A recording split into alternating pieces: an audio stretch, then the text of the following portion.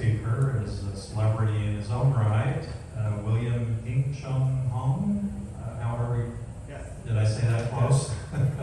After his American Idol audition, William Hung's rendition of She Bangs became famous for all the wrong reasons. Despite the harsh criticism he endured, William persevered, having gone on to attract a cult following, releasing 3 albums, and even performed live with Ricky Martin in Las Vegas. Please welcome William Hung.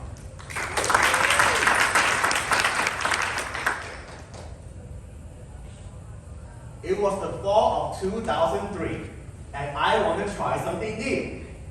American Idol!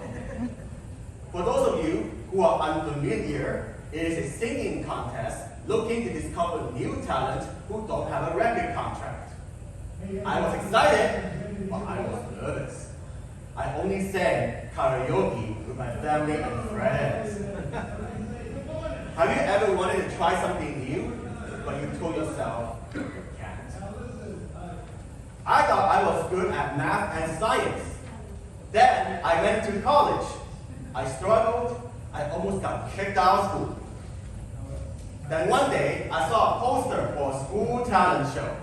I figured, why not? There's nothing to lose. I chose to sing Ricky Martin's She Bangs because it was a cool Latin song. I had no expectations, but I won! I won a DVD player! On that same night, I heard that American Idol auditions were coming to San Francisco. The next morning, I went into this huge baseball stadium with thousands of other people waiting for their turn to audition too. As I was waiting in line, I saw how other people took it so seriously. They were constantly practicing their singing, and I even heard someone say, "It's life or death for me if I don't make it to Hollywood." Well, to me, most people will not make it to Hollywood. So I thought it's no big deal. As I got closer to my turn, I heard how most people only got 15 seconds to sing before they were told to go home. But somehow, the staff let me sing for over a minute, and they let me through. They told me to come back the next day. The next day, I auditioned in front of the producers. I thought they would tell me to go home, but they let me through again. At this point, there's less than 100 people left.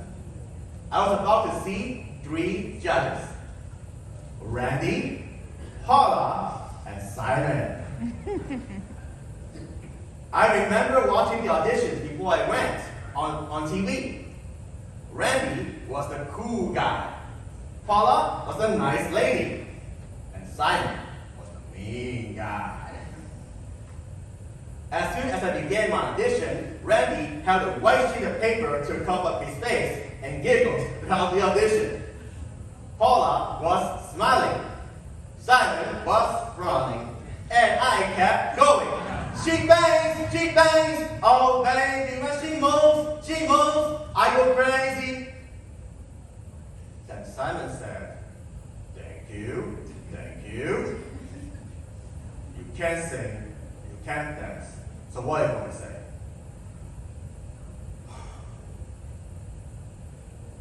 I remember what my mom taught me. It's okay to fail as long as you try your best. So I said, I already gave my best. I have no regrets at all. Paula said, good for you. That's the best attitude yet. I said, I have no professional training. And Simon goes, no. Well, that's right. Says oh well, I thought everything was over, and I would go home. 4 months later, Fox broadcasted my audition again. On that night, I got emails for movies, interviews, and performing opportunities. The next day, I went back to school, and my peers said, might I have your picture and autograph? What? Me? Who knew? I even got a record contract. I travel and perform all over the world. Now you're probably thinking, I must be so lucky. True, but you also have to give yourself the chance to get lucky. You see, I never told my parents I would go to audition, because my parents would have said, no, you don't have the wrong talent, what are you doing? You're right, I never made it to Hollywood. And to this day, it's a mystery why my audition somehow went viral. But perhaps I was at the right place at the right time by maintaining a positive attitude. You see, I watched other auditions afterwards, and most people would get angry and upset when they don't make it to Hollywood. But you have a choice. You want to be angry and upset like everybody else? Or maybe you can maintain that positive attitude to take your life to the next level. Throughout these years, it's not all roses. People thought I had an easy road, I make millions of dollars, why am I here?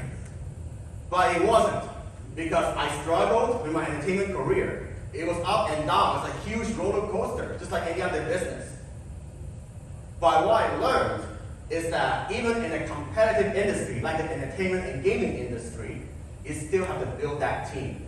The way I did it was I reached out to agents, and sometimes I just, put myself out there, take a chance. Recently, I love board games. I got into board games, somehow it's just a passion of mine. It gives me that competitive spirit, that edge.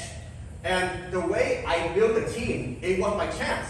Because one day I stopped at this cafe, board game cafe, and then I found someone playing the game called Great Western Trail. It's where you deliver the cattle. It seems like, what is this, right? What is this game? But the way it works is that I put myself out there. I asked, can I join this game? It was as simple.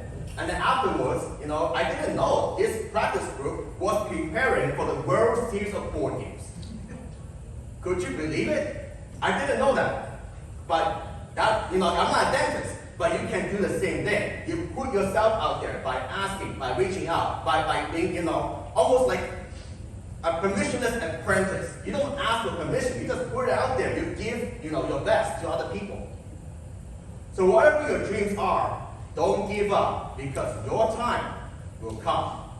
It may not be today, it may not be tomorrow, but when it comes, you will be ready. Thank you.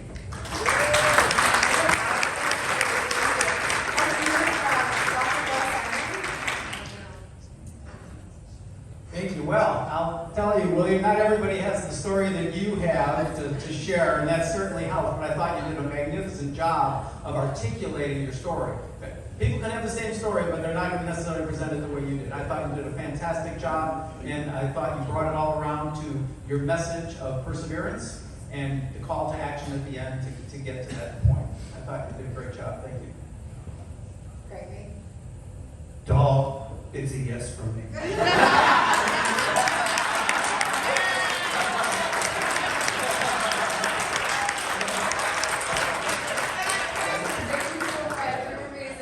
Actually, don't go yet. I want to give you one more second of feedback. You started out at a 10, and I thought that was going to be you all the way through, but you dialed it back a little bit, and it actually got emotional for me. So really well done.